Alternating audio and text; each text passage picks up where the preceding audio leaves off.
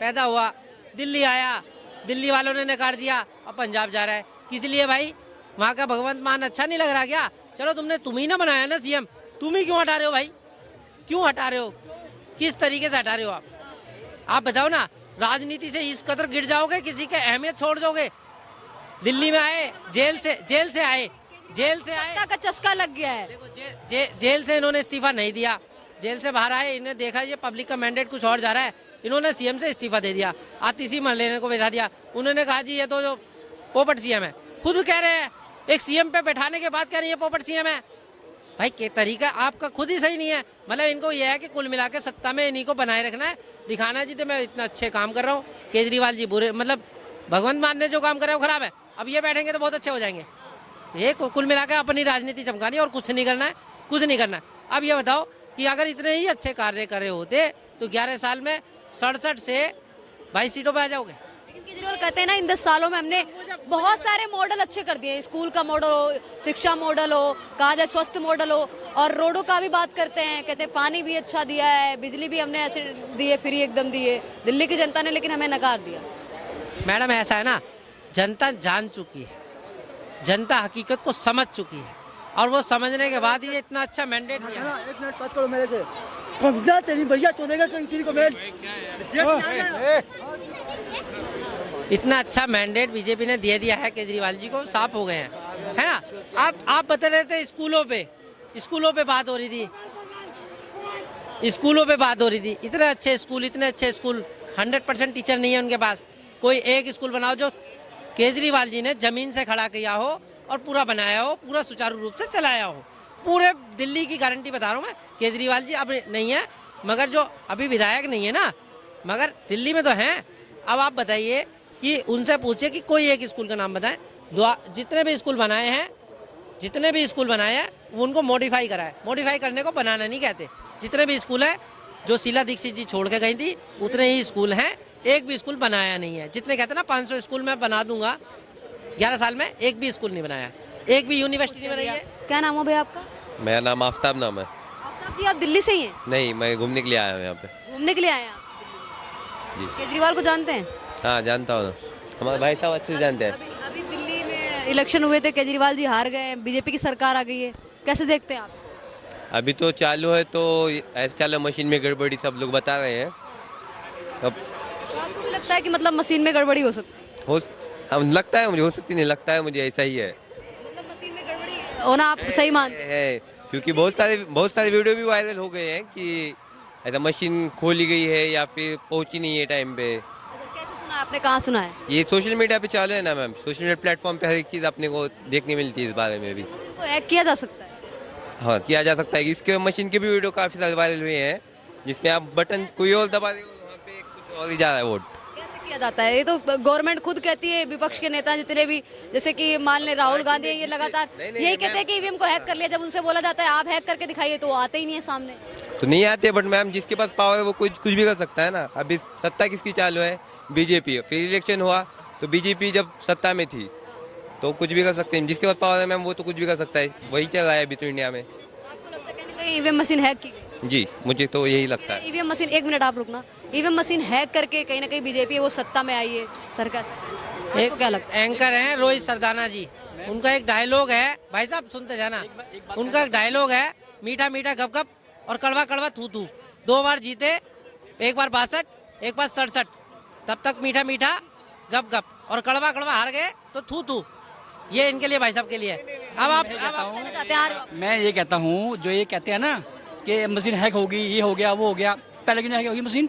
हाँ, वही तो मैं भी कह रहा हूँ। और मैं कहता हूँ गवर्नमेंट को ऐसा एक्शन लेना चाहिए। जो ये आउट प्रैंक बोलते हैं ना आगे सोशल मीडिया पे, उनको अंदर जभी क्या प्रूफ तुम्हारे पास हैक होगी?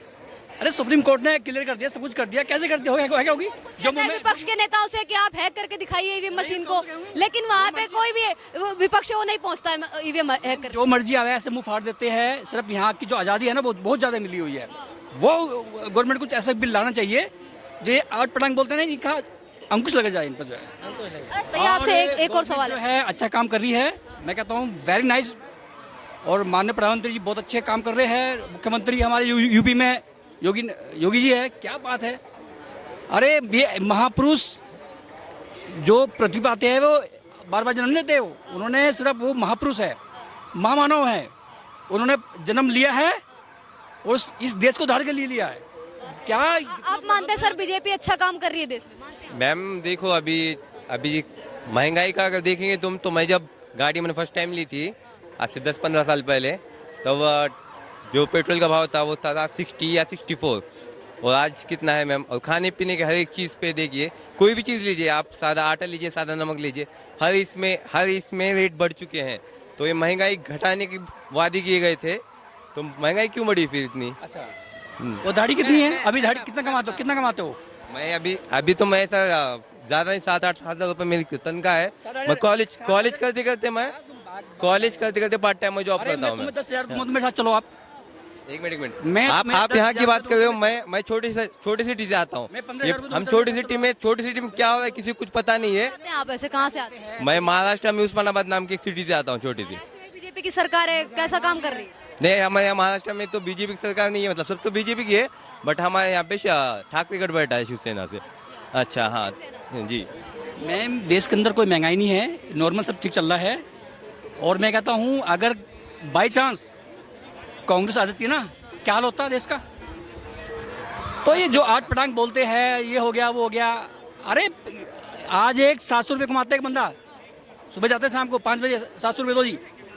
जो धाड़ी की बात कर रहा हूँ मैं आपको, जो हमारा एक के क्यों है, क्या क्यों नहीं है, युवा इतने बेरोजगार क्यों है? सब में मतलब ये तो मुद्दा है कि युवा बेरोजगार है, किसान परेशान है, काम करने इसका क्यों हल नहीं निकला अभी तक? बेरोजगारी नहीं है, काम करो ना आप। मैं कहता हूँ मेरे साथ, ये कहता है 8,000 लेता हूँ, अरे मेरे साथ चलना, मैं तुम्हें अभी चल, मैं तुम्हें 12,000 दूंगा, चलो मेरे साथ अभी चलो। जिसके पास काम नहीं मेरे पास चलो। 15,000 में बुला तो रहे। अच्छा सर, आपसे एक सवाल ये, लोग कहते हैं कि सर सुन लीजिए, लोग कहते हैं कि बीजेपी वो हिंदू मुस्लिम करती है। जहाँ पे भी जाती है, उत्तर प्रदेश में भी हिंदू मुस्लिम होता है, जहाँ पे बीजेपी की सरकार है हिंदू मुस्लिम होता है। आप मानते हैं इस चीज को? महाराष्ट्र में हो रहा है क्या? हिंदू मुस्लिम तो है, बट वो मैं ऐसा नहीं मानता कि बीजेपी की वजह से हो रहा है। ये पॉलिटिक्स का एक खेल ही है कि एक दूसरे को चढ़ाने के लिए, गिराने के लिए ये खेल किया जाता है, और इसके ऊपर बहुत राजनीति भी होती है, ये भी मैं मानता हूँ। 2014 के बाद से ज्यादा भाईचारा खतरे में आ गया है। लोग पहले भाईचारा, दिक्कत नहीं हुई, कुछ नहीं हुआ है, आपस में प्यार से रहते हैं, लड़ाई झगड़े नहीं होते। पहले कांग्रेस क्या आती है, चाहे उसको कर दिया बस। आज यूपी के अंदर बीजेपी है, मुस्लिम सेफ है, कोई टेंशन नहीं है। कहीं चल, जहाँ बीजेपी की गवर्नमेंट है, आप देखो वहाँ को कोई बम फटा है, कोई पंगा हो जाए, कहीं कोई दंगे हुए हैं, सारा मुस्लिम बहन बेटी सब सेफ है। और मैं यूपी से आता हूँ, रात को 1 बजे 2 बजे लड़की जारी है, मिट्टी में जारी है।